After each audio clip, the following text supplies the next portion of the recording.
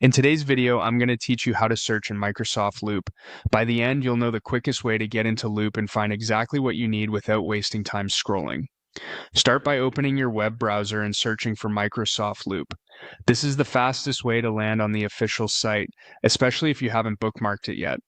In the results, look for the official Microsoft page titled Microsoft Loop Collaborative App, Microsoft Office 365.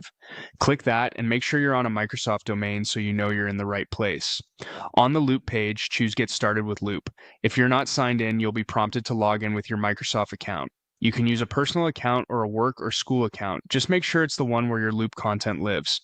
If you don't have an account yet, follow the on-screen prompts to create one. Once you're signed in, you'll land in the Loop web app. Now let's search. Look for the search box near the top area of the app. Click into it to activate search. This is your command center for finding anything in Loop, including workspaces, pages, and PMEs, and components you or your team have created. Type what you want to find. You can enter a page title, a keyword that appears in your content, or even a unique phrase you remember using. As you type, results typically update in real time, which helps you spot what you need quickly. Be specific if you can. Short, distinctive terms work best. If your first try doesn't surface it, adjust the wording slightly or remove extra punctuation.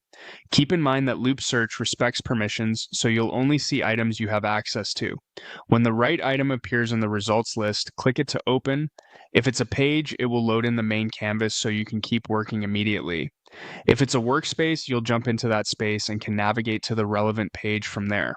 For components, opening them takes you straight to where they live, so you can edit, share, or copy them as needed.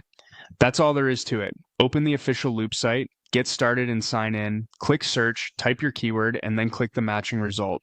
If you still can't find something, double check which account you're signed into, since content is tied to the account you use to create or access it. With these steps and a few smart keywords, you'll find what you need in Microsoft Loop in seconds.